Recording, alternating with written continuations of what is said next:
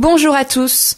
Lee Michel, artiste israélienne anglophone, présente jusqu'au 16 mars prochain dans la galerie du Casino de Forges-les-Eaux son exposition de peinture intitulée Illumination. Installée depuis 4 ans en France, sa carrière a pris un véritable tournant lorsque l'humoriste Guy Bedos s'est affiché dans Paris Match avec un de ses tableaux achetés peu de temps auparavant. Lee Michel propose en compagnie de son mari Olivier, agent artistique, des œuvres colorées qui suscitent l'engouement. D'ailleurs, de nombreux artistes ont fait le déplacement lors de l'inauguration le 20 janvier dernier, à l'image de l'humoriste Pascal Selem, le comédien Alain Bouzigues, le compositeur et chanteur Lulu Gainsbourg, le fils de Serge, mais aussi Delphine Chanéac, actrice, marraine de l'exposition et évidemment très enthousiaste. Moi, j'ai trouvé son travail génial, exceptionnel. Je trouve que c'est très positif, c'est très gai, ça laisse place à l'imagination, très coloré, très glossy. Lee Michel souhaite créer dans ses œuvres un lien entre la nature et les hommes et partager un message de paix, une peinture accessible selon Delphine Chanéac. Par exemple, mon fils d'1 an a adoré, il trouvait ça super joli. Moi, j'ai aimé. Je trouve qu'elle a un univers très accessible, en fait. C'est ça l'avantage. Je trouve que parfois, certains tableaux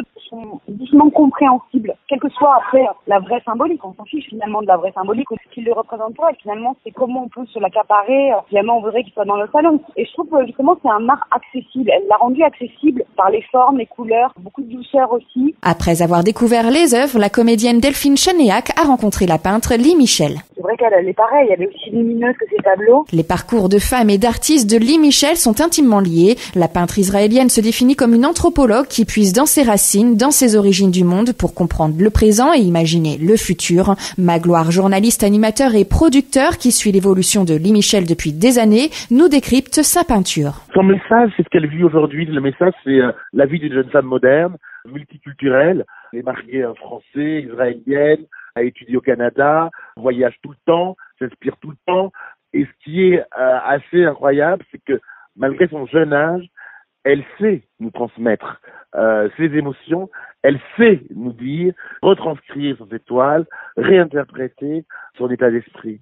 Et il est plutôt joli son état d'esprit. Illumination, l'exposition présentée à Forges-les-Eaux est une rétrospective du travail de la peintre. Un voyage dans toutes ses collections qui ont toutefois un même fil rouge, la quête du bonheur. Lee Michel utilise des matériaux de la nature, le bois, la pierre, mais aussi les métaux. L'artiste sculpte sa toile comme sa mère, styliste, le réalisait avec le tissu. Michel Lee a baigné dès son enfance dans un milieu artistique, mais difficile encore de s'imposer en tant que peintre femme, selon Magloire. C'est, je pense, presque un handicap d'être belle, jeune et femme quand on veut s'imposer dans le milieu de la peinture. C'est presque un handicap, il faut dire les choses.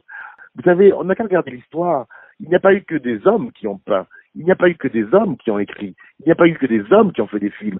Qui retient-on? On retient des hommes, toujours. C'est toujours un handicap. Il a toujours été un handicap et encore dans certaines sociétés, moi qui viens du continent africain, c'est encore un handicap. En revanche, ce qu'elle a pour elle, c'est que sa façon de peindre est tellement claire, tellement limpide, tellement sûre, qu'on ne peut que voir le talent. L'exposition Illumination de l'artiste israélienne Lee Michel est visible au Casino de Forges jusqu'au 16 mars prochain.